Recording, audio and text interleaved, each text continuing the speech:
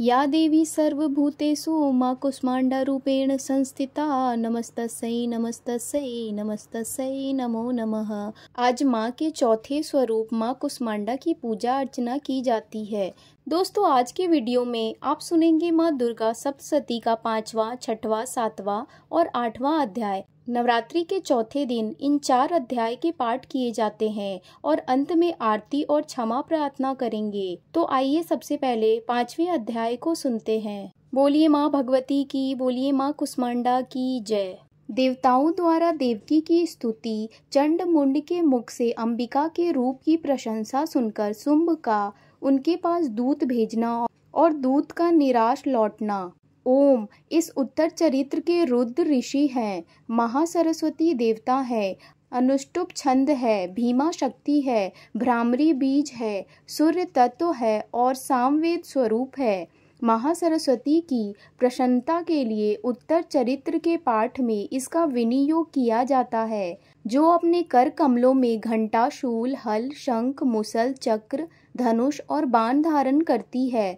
शरद ऋतु के शोभा संपन्न चंद्रमा के समान जिनकी मनोहर कांति है, जो तीनों लोकों की आधारभूता और शुंभ आदि दैत्यों का नाश करने वाली है, तथा गौरी के शरीर से जिनका प्रकटय हुआ है, उन महासरस्वती देवी का निरंतर भजन करता हूँ। ऋषि कहते हैं, पूर्व काल में शुंभ और निशुंभ नामक असुरों ने अपने बल के घमंड में आकर सचीपति इंद्र के हाथ से तीनों लोकों का राज्य और यज्ञ भाग छीन लिए। वे ही दोनों सूर्य, चंद्रमा, कुबेर, यम और वरुण के अधिकार का भी उपयोग करने लगे। वायु और अग्नि का कार्य भी वे ही करने लगे। उन दोनों ने सब देवताओं को अपमानित, राज्य भ्रष्ट, पराजित तथा अधिकारहीन करके स्वर्ग से निकाल दिया। उन दोनों महान असुरों से तिरस्कृत देवताओं ने अपराजिता देवी का स्मरण किया और सोचा, जगदम्बा ने हम लोगों को वर दिया था कि आपत्ति काल में स्मरण करने पर मैं तुम्हारी सब आपत्तियों का तत्काल नाश कर दूंगी। यह विचार कर देवता गिरिराज हिमालय पर गए और वहां भगवती विष्णु माया की स्तुति करने लगे। देवता बोले, देवी को नमस्कार है, महादेवी शिवा को सर्वदा नमस्कार है, प्रकृति एवं भद्रा को प्रणाम है। हम लोग नियम पूर्वक जगदम्बा को नमस्कार करते हैं, रौद्रा को नमस्कार है, नित्या गौरी एवं धात्री को बारंबार नमस्कार है, ज्योति रत्नामयी चंद्र रूपिणी एवं सुख स्वरूपा देवी को सतत प्रणाम है। शरणागतों का कल्याण करने वाली वृद्धि एवं सिद्धि रूपा देवी को हम बारंबार नमस्कार करते हैं। नैऋत्य राजाओं की लक्ष्मी तथा सर्वाणी स्वरूपा आप जगदम्बा को बार बार नमस्कार है। दुर्गा, दुर्गपारा, सारा, सर्वकारिणी, ख्याति कृष्णा और धूम्रा देवी को सर्वदा नमस्कार है। अत्यंत सौम्य तथा अत्यंत रौद्र रूपा देवी को हम नमस्कार करते हैं, उन्हें हमारा बारंबार प्रणाम है। जगत की आधारभूता कृति देवी को बारंबार नमस्कार है। जो देवी सब प्राणियों में विष्णु माया के नाम से कही जाती है, उनको नमस्कार, उनको नमस्कार, उनको बारंबार नमस्कार है। जो देवी सब प्राणियों में चेतना कहलाती है, उनको नमस्कार, उनको नमस्कार, उनको बारंबार नमस्कार है। जो देवी सब प्राणियों में बुद्धि रूप से स्थित है, उनको नमस्कार, उनको नमस्कार, उनको बारंबार नमस्कार है। जो देवी सब प्राणियों में निद्रा रूप से स्थित है, उनको नमस्कार, उनको नमस्कार, उनको बारंबार नमस्कार है। जो देवी सब प्राणियों में क्षुधा रूप से स्थित है, उनको नमस्कार, उनको नमस्कार, उनको बारंबार नमस्कार है। जो देवी सब प्राणियों में छाया रूप से स्थित हैं, उनको नमस्कार, उनको नमस्कार, उनको बारंबार नमस्कार है। जो देवी सब प्राणियों में शक्ति रूप से स्थित हैं, उनको नमस्कार, उनको नमस्कार, उनको बारंबार नमस्कार है। जो देवी सब प्राणियों में तृष्णा रूप से स्थित है, उनको नमस्कार, उनको नमस्कार, उनको बारंबार नमस्कार है। जो देवी सब प्राणियों में क्षमा रूप से स्थित हैं उनको नमस्कार, उनको नमस्कार, उनको बारंबार नमस्कार है। जो देवी सब प्राणियों में जाति रूप से स्थित हैं उनको नमस्कार, उनको नमस्कार, उनको बारंबार नमस्कार है। जो देवी सब प्राणियों में लज्जा रूप से स्थित हैं उनको नमस्कार, उनको नमस्कार, उनको बारंबार नमस्कार है। जो देवी सब प्राणियों में शांति रूप से स्थित हैं उनको नमस्कार, उनको नमस्कार, उनको बारंबार नमस्कार है। जो देवी सब प्राणियों में श्रद्धा रूप से स्थित है उनको नमस्कार, उनको नमस्कार, उनको बारंबार नमस्कार है। जो देवी सब प्राणियों में कांति रूप से स्थित है उनको नमस्कार, उनको नमस्कार, उनको बारंबार नमस्कार है। जो देवी सभी प्राणियों में लक्ष्मी रूप से स्थित है उनको नमस्कार, उनको नमस्कार, उनको बारंबार नमस्कार है। जो देवी सभी प्राणियों में वृत्ति रूप से स्थित है उनको नमस्कार, उनको नमस्कार, उनको बारंबार नमस्कार है। जो देवी सभी प्राणियों में स्मृति रूप से स्थित हैं उनको नमस्कार, उनको नमस्कार, उनको बारंबार नमस्कार है। जो देवी सभी प्राणियों में दया रूप से स्थित हैं उनको नमस्कार, उनको नमस्कार, उनको बारंबार नमस्कार है। जो देवी सब प्राणियों में दृष्टि रूप से स्थित हैं उनको नमस्कार, उनको नमस्कार, उनको बारंबार नमस्कार है। जो देवी सभी प्राणियों में माता रूप से स्थित हैं उनको नमस्कार, उनको नमस्कार, उनको बारंबार नमस्कार है। जो देवी सभी प्राणियों में भ्रांति रूप से स्थित हैं उनको नमस्कार, उनको नमस्कार, उनको बारंबार नमस्कार है। जो जीवों के इंद्रिय वर्ग की अधिष्ठात्री देवी एवं सब प्राणियों में सदा व्याप्त रहने वाली हैं उनको व्याप्ति देवी को बारंबार नमस्कार है। जो देवी चैतन्य रूप से इस संपूर्ण जगत को व्याप्त करके स्थित हैं उनको नमस्कार, उनको नमस्कार, उनको बारंबार नमस्कार है। पूर्व काल में अपने अभीष्ट की प्राप्ति होने से देवताओं ने जिनकी स्तुति की तथा देवराज इंद्र ने बहुत दिनों तक जिनका सेवन किया वह कल्याण की साधन भूता ईश्वरी हमारा कल्याण और मंगल करे तथा सारी आपत्तियों का नाश कर डाले। उदंड दैत्यों से सताए हुए हम सभी देवता जिन परमेश्वरी को इस समय नमस्कार करते हैं तथा जो भक्ति से विनम्र पुरुषों द्वारा स्मरण की जाने पर तत्काल ही संपूर्ण विपत्तियों का नाश कर देती है, वे जगदम्बा हमारा संकट दूर करें। ऋषि कहते हैं, राजन, इस प्रकार जब देवता स्तुति कर रहे थे उस समय पार्वती देवी गजानन जी के जल में स्नान करने के लिए वहां आई। उन सुंदर भौहों वाली भगवती ने देवताओं से पूछा, आप लोग यहाँ किसकी स्तुति कर रहे हैं? तब उन्हीं के शरीर कोश से प्रकट हुई शिवा देवी बोली, शुंभ दैत्यों से तिरस्कृत और युद्ध में निशुंभ से पराजित हो यहाँ एकत्रित हुए ये समस्त देवता यह मेरी ही स्तुति कर रहे हैं। पार्वती जी के शरीर कोश से अंबिका का प्रादुर्भाव हुआ था, इसलिए वे समस्त लोकों में कौशिकी कही जाती हैं। कौशिकी के प्रकट होने के बाद पार्वती देवी का शरीर काले रंग का हो गया, अतः वे हिमालय पर रहने वाली कालिका देवी नाम से विख्यात हुईं। तदनंतर शुंभ निशुंभ के भृत्य चंड मुंड वहां आए और उन्होंने परम मनोहर रूप धारण करने वाली अंबिका देवी को देखा। फिर वे शुंभ के पास जाकर बोले, महाराज, एक अत्यंत मनोहर स्त्री है जो अपनी दिव्य कांति से हिमालय को प्रकाशित कर रही है।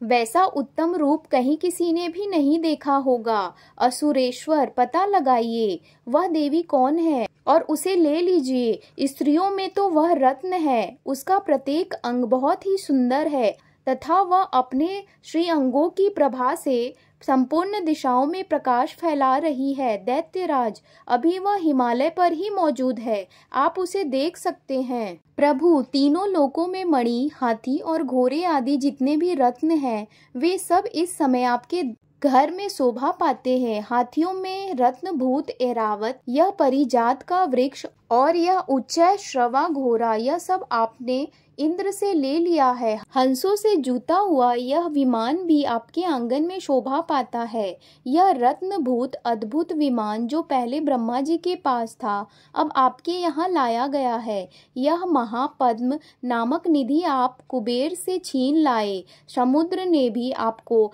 किंज कलिकनी नाम की माला भेंट की है, जो केसरों से सुशोभित है और जिसके कमल कभी कुम्हलाते नहीं। स्वर्ण की वर्षा करने वाले वरुण का छत्र भी आपके घर में शोभा पाता है, तथा यह श्रेष्ठ रथ जो पहले प्रजापति के अधिकार में था, अब आपके पास मौजूद है। दैतेश्वर, मृत्यु की उत्क्रांति का नाम वाली शक्ति भी आपने छीन ली है, तथा वरुण का पाश और समुद्र में होने वाले सब प्रकार के रत्न आपके भाई निशुंभ के अधिकार में है। अग्नि ने भी स्वतः शुद्ध किए हुए 2 वस्त्र आपकी सेवा में अर्पित किए हैं। दैत्यराज, इस प्रकार सभी रत्न आपने एकत्र कर लिए हैं। फिर जो यह स्त्रियों में रत्न रूप कल्याणमयी देवी है, इसे आप क्यों नहीं अपने अधिकार में कर लेते हैं? ऋषि कहते हैं, चंड मुंड का यह वचन सुनकर शुंभ ने महादैत्य सुग्रीव को दूत बनाकर देवी के पास भेज दिया और कहा, तुम मेरी आज्ञा से उसके सामने ये बात कहना और ऐसा उपाय करना जिससे प्रसन्न होकर वह शीघ्र ही यहाँ आ जाए। वह दूत पर्वत के अत्यंत रमणीय प्रदेश में जहाँ देवी मौजूद थी गया और मधुर वाणी में कोमल वचन बोला। दूत बोला, देवी, दैत्यराज शुंभ इस समय तीनों लोकों के परमेश्वर हैं। मैं उन्हीं का भेजा हुआ दूत हूँ और यहाँ तुम्हारे पास ही आया हूँ। उनकी आज्ञा सदा सब देवता एक स्वर से मानते हैं, कोई उनका उल्लंघन नहीं कर सकता। वे संपूर्ण देवताओं को परास्त कर चुके हैं। उन्होंने तुम्हारे लिए जो संदेश दिया है उसे सुनो। संपूर्ण त्रिलोकी मेरे अधिकार में है, देवता भी मेरी आज्ञा से अधीन चलते हैं। संपूर्ण यज्ञों के भागों में मैं ही पृथक पृथक भोगता हूँ। तीनों लोकों में जितने श्रेष्ठ रत्न हैं वे सब मेरे अधिकार में है। देवराज इंद्र का वाहन ऐरावत, जो हाथियों में रत्न के समान है, मैंने छीन लिया है। क्षीर सागर का मंथन करने से जो अश्वरत्न उच्चय श्रवा प्रकट हुआ था, उसे देवताओं ने मेरे पैरों पर पड़कर समर्पित किया है। सुंदरी, उनके सिवा और भी जितने रत्नभूत पदार्थ देवताओं, गंधर्वों और नागों के पास थे, वे सब मेरे ही पास आ गए हैं। देवी, हम लोग तुम्हें संसार की स्त्रियों में रत्न मानते हैं, अतः तुम हमारे पास आ जाओ, क्योंकि रत्नों का उपभोग करने वाले हम ही हैं। चंचल कटाक्षों वाली सुंदर, तुम मेरी या मेरे भाई महापराक्रमी निशुंभ की सेवा में आ जाओ, क्योंकि तुम रत्न स्वरूपा हो। मेरा वरण करने से तुम्हें तुलना रहित महान ऐश्वर्य की प्राप्ति होगी। अपनी बुद्धि से यह विचार कर तुम मेरी पत्नी बन जाओ।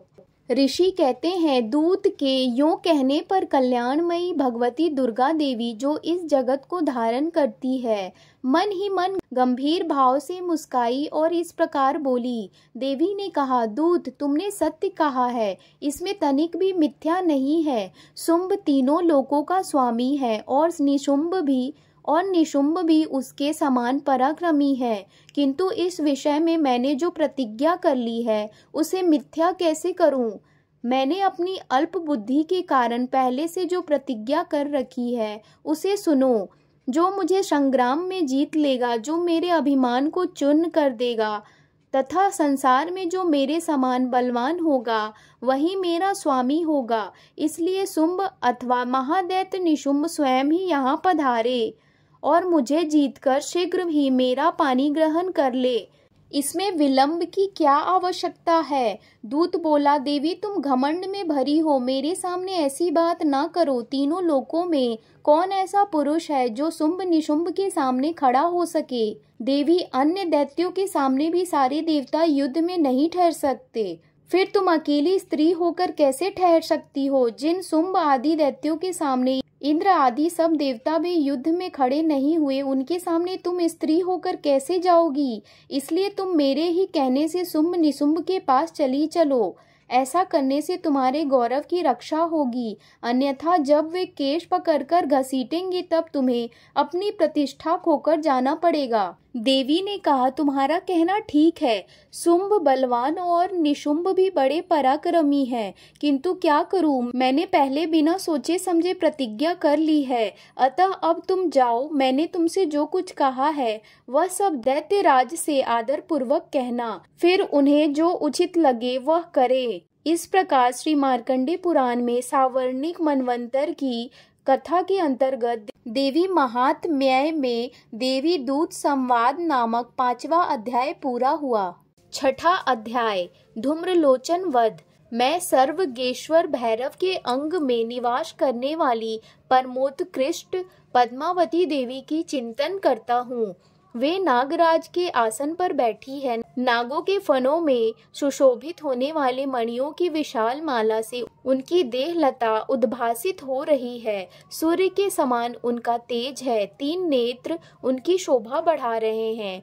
वे हाथों में माला, कुंभ, कपाल और कमल लिए हुए हैं तथा उनके मस्तक में अर्धचंद्र का मुकुट सुशोभित है। ऋषि कहते हैं, देवी का यह कथन सुनकर दूतों को बड़ा समर्ष हुआ और उसने दैत्यराज के पास जाकर सब समाचार विस्तार पूर्वक कह सुनाया। दूत के उस वचन को सुनकर दैत्यराज कुपित हो उठा और दैत्य सेनापति धूम्रलोचन से बोला, धूम्रलोचन, तुम शीघ्र अपनी सेना साथ लेकर जाओ और उस दुष्ट के केस पकड़कर घसीटते हुए उसे बलपूर्वक यहाँ ले आओ। उसकी रक्षा करने के लिए यदि कोई दूसरा खड़ा हो तो वह देवता, यक्ष अथवा गंधर्व ही क्यों न हो, उसे अवश्य मार डालना। ऋषि कहते हैं, शुंभ के इस प्रकार आज्ञा देने पर वह धूम्रलोचन दैत्य 60,000 असुरों की सेना को साथ लेकर वहां से तुरंत चल दिया।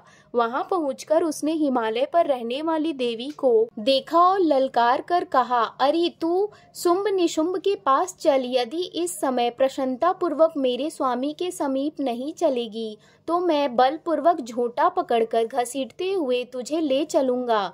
देवी बोली, तुम्हें दैत्यों के राजा ने भेजा है। तुम स्वयं भी बलवान हो और तुम्हारे साथ विशाल सेना भी है। ऐसी दशा में यदि मुझे बलपूर्वक ले चलोगे तो मैं तुम्हारा क्या कर सकती हूँ। ऋषि कहते हैं, देवी के यूं कहने पर असुर धूम्रलोचन उनकी ओर दौड़ा। तब अंबिका ने हुम शब्द का उच्चारण मात्र से उसे भस्म कर दिया। फिर तो क्रोध में भरी हुई दैत्यों की विशाल सेना और अंबिका ने एक दूसरे पर तीखे सहायकों, शक्तियों तथा फारसों की वर्षा आरंभ की। इतने में ही देवी का वाहन सिंह क्रोध में भरकर भयंकर गर्जना करके गर्दन के बालों को हिलाता हुआ असुरों की सेना में कूद पड़ा। उसने कुछ दैत्यों को पंजों की मार से, कितनों को अपने जबड़ों से और कितने ही महादैत्य को पटककर ओठ की दाढ़ों से घायल करके मार डाला। उस सिंह ने अपने नखों से कितनों के पेट फाड़ डाले और थप्पड़ मारकर कितनों के सिर धड़ से अलग कर दिए, कितनों की भुजाएं और मस्तक काट डाले तथा अपनी गर्दन के बाल हिलाते हुए उसने दूसरे दैत्यों के पेट फाड़कर उनका रक्त चूस लिया। अत्यंत क्रोध में भरे हुए देवी के वाहन उस महाबली सिंह ने क्षण भर में ही असुरों की सारी सेना का संहार कर डाला। शुंभ ने जब सुना कि देवी ने धूम्रलोचन असुरों को मार डाला तथा उसके सिंह ने सारी सेना का सफाया कर डाला, तब उस दैत्यराज को बड़ा क्रोध हुआ। उसका होंठ कांपने लगा। उसने चंड और मुंड नामक 2 महादैत्यों को आज्ञा दी, हे चंड और हे मुंड, तुम लोग बहुत बड़ी सेना लेकर वहां जाओ। उस देवी के झोंटे पकड़कर अथवा उसे बांधकर शीघ्र यहाँ ले आओ। यदि इस प्रकार उसको लाने में संदेह हो तो युद्ध में सब प्रकार के अस्त्र शस्त्रों तथा समस्त आसुरी सेना का प्रयोग करके उसकी हत्या कर डालना। उस दुष्टा की हत्या होने तथा सिंह के भी मारे जाने पर उस अंबिका को बांधकर साथ ले शीघ्र ही लौट आना। इस प्रकार श्री मार्कंडे पुराण में सावर्णिक मनवंतर की कथा के अंतर्गत देवी महात्म्य में धूम्रलोचन वध नामक 6ठा अध्याय पूरा हुआ। 7वां अध्याय चंड और मुंड का वध। मैं माता अग्नि देवी का ध्यान करता हूँ। वे रत्नमय सिंहासन पर बैठकर पढ़ते हुए तोते का मधुर शब्द सुन रही है। उनके शरीर का वर्ण श्याम है। वे अपना एक पैर कमल पर रखे हुए हैं और मस्तक पर अर्धचंद्र धारण करती हैं तथा कल्हार पुष्पों की माला धारण किए वीणा बजाती हैं। उनके अंग में कसी हुई चोला शोभा पा रही है। वे लाल रंग की साड़ी पहने, हाथ में शंखमय पात्र लिए हुए। उनके वदन पर मधु का हल्का हल्का प्रभाव जान पड़ता है और ललाट में बिंदी शोभा दे रही है। ऋषि कहते हैं, तदनंतर शुंभ की आज्ञा पाकर वे चंडमुंड आदि दैत्य चतुरिणी से सेना के साथ अस्त्र शस्त्रों से सुसज्जित हो चल दिए। फिर गिरिराज हिमालय के स्वर्णमय ऊंचे शिखर पर पहुंचकर उन्होंने सिंह पर बैठकर देवी को देखा। वे मंद मंद मुस्कुरा रही थी। उन्हें देखकर दैत्य लोग तत्परता से पकड़ने का उद्योग करने लगे। किसी ने धनुष तान लिया, किसी ने तलवार संभाली और कुछ लोग देवी के पास आकर खड़े हो गए। तब अंबिका ने उन शत्रुओं के प्रति बड़ा क्रोध किया। उस समय क्रोध के कारण उनका मुख काला पड़ गया, ललाट में भौहें टेढ़ी हो गई और वहां से तुरंत विकराल मुखी काली प्रकट हुई, जो तलवार और पाश लिए हुई थी। वे विचित्र खटवांग धारण किए और चीते के चर्म की साड़ी पहनकर नर मुंडों की माला से विभूषित थी। उनके शरीर का मांस सूख गया था, केवल हड्डियों का ढांचा था, जिससे वे अत्यंत भयंकर लग रही थी। उनका मुख बहुत विशाल था, जीभ लपलपाने के कारण वे और भी डरावनी प्रतीत होती थी। उनकी आंखें भीतर को धसी हुई और कुछ लाल थी। वे अपनी भयंकर गर्जना से संपूर्ण दिशाओं को गुंजा रही थी। बड़े बड़े दैत्यों का वध करती हुई वे कालिका देवी बड़े वेग से दैत्यों की उस सेना पर टूट पड़ी और उन सबको भक्षण करने लगी। वे पार्श्व रक्षकों, योद्धाओं और घंटा सहित कितने ही हाथियों को एक ही हाथ से पकड़कर मुंह में डाल लेती थी।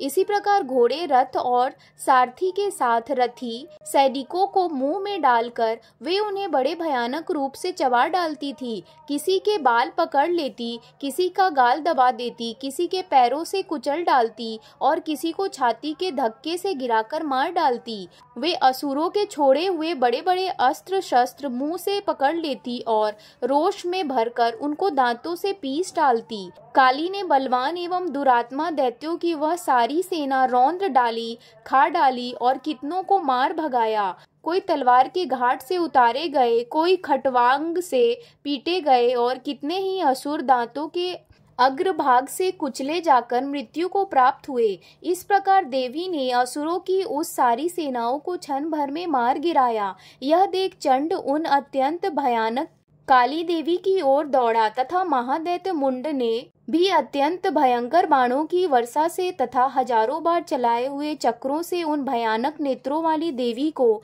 आच्छादित कर दिया। वे अनेकों चक्र देवी के मुख में समाते हुए ऐसे जान पड़े मानो सूर्य के बहुतेरे मंडल बादलों के उदर में प्रवेश कर रहे हों। तब भयंकर गर्जना करने वाली काली ने अत्यंत रोष में भरकर विकट अट्टहास किया। उस समय उनके विकराल वदन के भीतर कठिनता से देखे जा सकने वाले दांतों की प्रयास से वे अत्यंत उज्जवल दिखाई देती थी। देवी ने बहुत बड़ी तलवार हाथ में ले हंग का उच्चारण करके चंड पर धावा किया और उसके केस पकड़कर उसी तलवार से उसका मस्तक काट डाला। चंड को मारा गया देखकर मुंड भी देव की ओर दौड़ा। तब देवी ने रोष में भरकर उसे भी तलवार से घायल करके धरती पर सुला दिया। महापराक्रमी चंड और मुंड को मारा गया देखकर मरने से बची हुई बाकी सेना भय से व्याकुल हो चारों ओर भाग गई।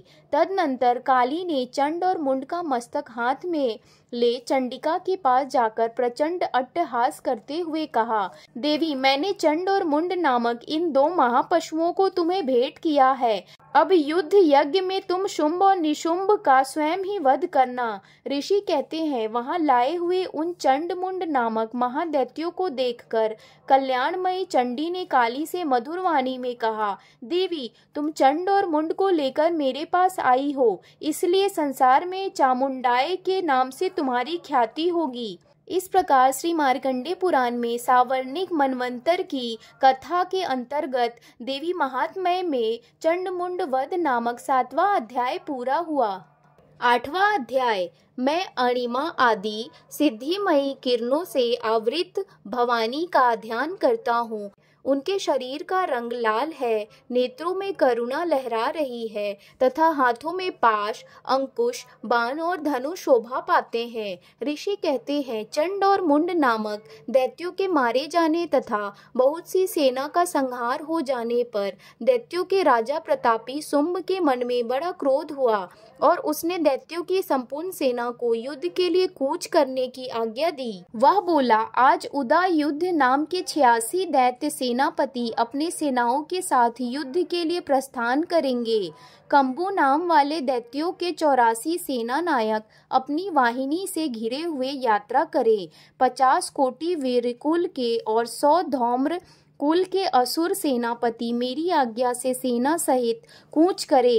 कालक, दौरहृद, मौर्य और काल के असुर भी युद्ध के लिए तैयार हो मेरी आज्ञा से तुरंत प्रस्थान करे। भयानक शासन करने वाला असुर राज शुंभ इस प्रकार आज्ञा दे सहस्त्रों बड़ी बड़ी सेनाओं के साथ युद्ध के लिए प्रस्थित हुआ। उसकी अत्यंत भयंकर सेना देख चंडिका ने अपने धनुष की टंकार से पृथ्वी और आकाश के बीच का भाग गुंजा दिया। राजन, तदनंतर देवी के सिंह ने भी बड़े जोर जोर से दहाड़ना आरंभ किया। फिर अंबिका ने घंटे के शब्द से उस ध्वनि को और भी बढ़ा दिया। धनुष की टंकार, सिंह की दहाड़ और घंटे की ध्वनि से संपूर्ण दिशाएं गूंज उठी। उस भयंकर शब्द से काली ने अपने विकराल मुख को और भी बढ़ा लिया तथा इस प्रकार वे विजयिनी हुई। उस तुमुल नाद को सुनकर दैत्यों की सेनाओं ने चारों ओर से आकर चंडिका देवी, सिंह तथा काली देवी को क्रोध पूर्वक घेर लिया।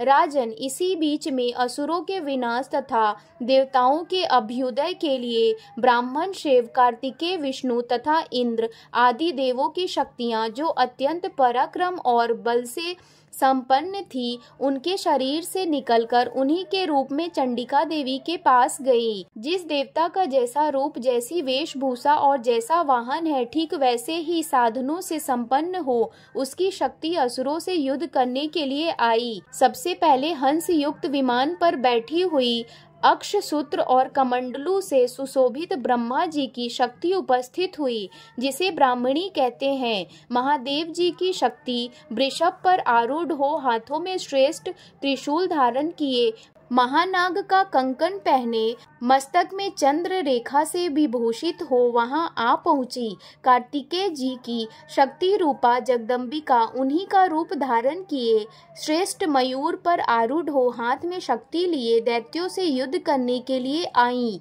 इस प्रकार भगवान विष्णु की शक्ति गरुड़ पर विराजमान हो, शंख, चक्र, गदा, शंख, धनुष तथा खड़ग हाथ में लिए वहीं आई। अनुपम यज्ञ वाराह का रूप धारण करने वाले श्री हरि जो शक्ति है, वह भी वाराह शरीर धारण करके वहां उपस्थित हुई। नरसिंही शक्ति भी नरसिंह के समान शरीर धारण करके वहां आई। उसकी गर्दन के बालों के झटके से आकाश के तारे बिखरे पड़ते थे। इसी प्रकार इंद्र की शक्ति वज्र हाथ में लिए गजराज ऐरावत पर बैठकर आई। उसके भी सहस्त्र नेत्र थे। इंद्र का जैसा रूप है वैसा ही उसका भी था।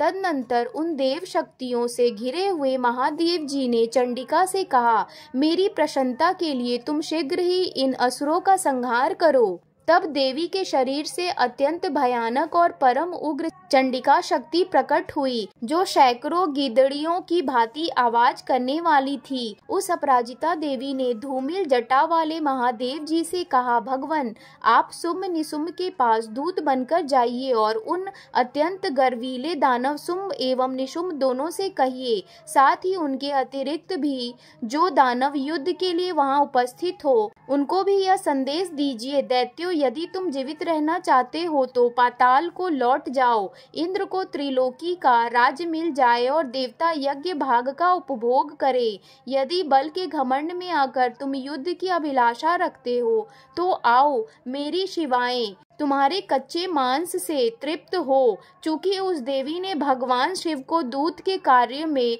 नियुक्त किया था, इसलिए वह शिवदूती के नाम से संसार में विख्याता हुई। वे महादैत्य भी भगवान शिव के मुंह से देवी के वचन सुनकर क्रोध में भर गए और जहां कात्यायनी विराजमान थी उस ओर बढ़े। तदनंतर वे दैत्य अमर्ष में भरकर पहले ही देवी के ऊपर बाण शक्ति और ऋषि आदि अस्त्रों की वृष्टि करने लगे। तब देवी ने भी खेल खेल में ही धनुष की टंकार की और उसमें छोटे हुए बड़े बड़े वाणों द्वारा दैत्यों के चलाए हुए बाण शूल शक्ति फरसों को काट डाला। फिर काली उनके आगे होकर शत्रुओं को शूल के प्रहार से विदीर्ण करने लगी और खटवांगड़ से उनका कचूमर निकालती हुई रणभूमि में विचरने लगी। ब्राह्मणी भी जिस जिस ओर दौड़ती उसी उसी ओर अपने कमंडलू का जल छिड़क कर शत्रुओं के ओज और पराक्रमों को नष्ट कर देती थी। माहेश्वरी ने त्रिशूल से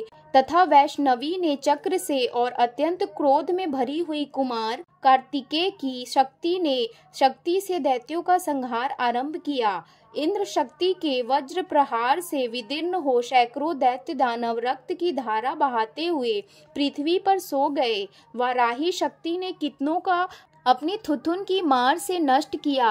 दाढ़ों के अग्रभाग से कितनों की छाती छेद डाली तथा कितने ही दैत्य उसके चक्र की चोट से विदीर्ण होकर गिर पड़े। नरसिंह भी दूसरे दूसरे महादैत्यों को अपने नखों से विदीर्ण करके खाती और सिंहनाद से दिशाओं एवं आकाश को गूंजाती हुई युद्ध क्षेत्र में विचरने लगी। कितने ही असुर शिवदूती के प्रचंड अट्टहास से अत्यंत भयभीत हो पृथ्वी पर गिर पड़े और गिरने पर उन्हें शिवदूती ने उन्हें उस समय अपना ग्रास बना लिया। इस प्रकार क्रोध में भरे हुए मातृगणों को नाना प्रकार के उपयोगों से बड़े बड़े असुरों का मर्दन करते देख दैत्य सैनिक भाग खड़े हुए।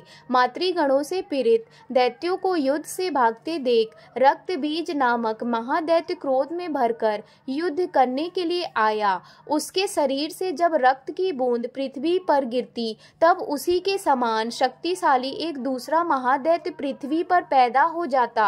महासुर रक्त बीज हाथ में गदा लेकर इंद्र शक्तियों के साथ युद्ध करने लगा। तब इंद्री ने अपने वज्र से रक्त बीज को मारा। वज्र से घायल होने पर उसके शरीर से बहुत सा रक्त चूने लगा और उसी के समान रूप तथा पराक्रम वाले योद्धा उत्पन्न होने लगे। उसी के शरीर से रक्त की जितनी बूंदें गिरी उतने ही पुरुष उत्पन्न हो गए। वे सब रक्त बीज के समान ही वीर्यवान बलवान तथा पराक्रमी थे।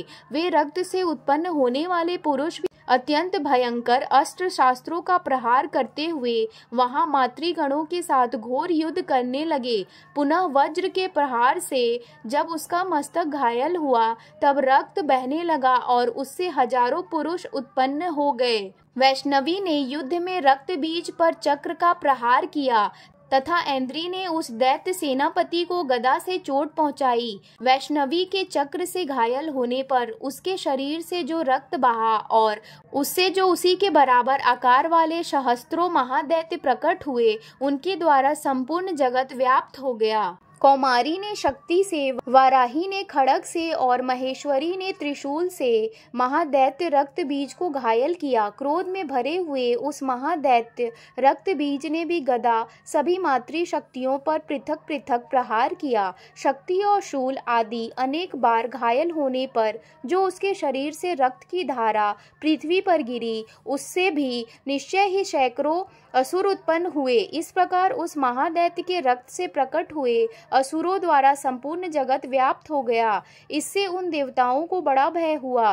देवताओं को उदास देख चंडिका ने काली से शीघ्रता पूर्वक कहा, चामुंडे तुम अपना मुख और भी फैलाओ तथा मेरे शस्त्रपात से गिरने वाले रक्त बिंदुओं और उनसे उत्पन्न होने वाले महादैत्यों को तुम अपने इस उतावले मुख से खा जाओ। इस प्रकार रक्त से उत्पन्न होने वाले महादैत्यों का भक्षण करती हुई तुम रण में विचरती रहो। ऐसा करने से उस दैत्य का सारा रक्त क्षीण हो जाने पर वह स्वयं ही नष्ट हो जाएगा। उन भयंकर दैत्यों को जब तुम खा जाओगी तब दूसरे नए दैत्य उत्पन्न नहीं हो सकेंगे। काली से यूं कहकर चंडिका देवी ने शूल से रक्त बीज को मारा और काली ने अपने मुख में उसका रक्त ले लिया। तब उसने वहां चंडिका पर गदा से प्रहार किया, किंतु उस गदापात ने देवी को तनिक भी वेदना नहीं पहुंचाई। रक्त बीज के घायल शरीर से बहुत सा रक्त गिरा, किंतु ज्यों ही वह गिरा त्यों ही चामुंडा ने उसे अपने मुख में ले लिया। रक्त गिरने से काली के मुख में जो महादैत्य उत्पन्न हुए उन्हें भी वह चट कर गई और उनसे रक्त बीज का रक्त भी पी लिया। तदनंतर देवी ने रक्त बीज को, जिसका रक्त चामुंडा ने पी लिया था, वज्र, बाण, खड्ग तथा ऋषि आदि से मार डाला। राजन, इस प्रकार शास्त्रों के समुदाय से आहत एवं रक्तहीन हुआ महादैत्य रक्त बीज पृथ्वी पर गिर पड़ा। नरेश्वर, इससे देवताओं को अनुपम हर्ष की प्राप्ति हुई और मातृगण उन असुरों के रक्तपान के मद से उद्धत सा होकर नृत्य करने लगा। इस प्रकार श्री मार्कंडेय पुराण में सार्वणिक मनवंतर की कथा के अंतर्गत देवी महात्म्य में रक्त बीज वध नामक 8वां अध्याय पूरा हुआ। बोलिए सिंहवानी दुर्गा मैया की जय। क्षमा प्रार्थना। परमेश्वरी, मेरे द्वारा रात दिन सहस्त्रों अपराध होते रहते हैं। यह मेरा दास है, यूं समझकर मेरे उन अपराधों को तुम कृपा पूर्वक क्षमा करो। परमेश्वरी, मैं आवाहन नहीं जानता, विसर्जन करना नहीं जानता तथा पूजा करने का ढंग भी नहीं जानता। क्षमा करो देवी सुरेश्वरी। मैंने जो मंत्रहीन, क्रियाहीन और भक्तिहीन पूजन किया है वह सब आपकी कृपा से पूर्ण हो। सैकड़ों अपराध करके भी जो तुम्हारी शरण में जा जगदम्बा कहकर पुकारता है उसे वह गति प्राप्त होती है जो ब्रह्मादि देवताओं के लिए भी सुलभ नहीं। जगदम्बिके, मैं अपराधी हूँ किंतु तुम्हारी शरण में आया हूँ। इस समय दया का पात्र हूँ, तुम जैसा चाहो वैसा करो। देवी परमेश्वरी, अज्ञान से, भूल से अथवा बुद्धि भ्रांत होने के कारण मैंने जो न्यूनता या अधिकता कर दी हो वह सब क्षमा करो और प्रसन्न हो। सच्चिदानंद स्वरूपा परमेश्वरी जगन्माता, सच्चिदानंद स्वरूपा परमेश्वरी जगन्माता कामेश्वरी, तुम प्रेम पूर्वक मेरी यह पूजा स्वीकार करो और मुझ पर प्रसन्न रहो। देवी सुरेश्वरी, तुम गोपनीय से भी गोपनीय वस्तु की रक्षा करने वाली हो। मेरे निवेदन किए हुए इस जप को ग्रहण करो, तुम्हारी कृपा से मुझे सिद्धि प्राप्त होगी। सिंहवानी दुर्गा मैया की जय। अम्बे मैया की जय। जगत जननी दुर्गा मैया की जय। आरती।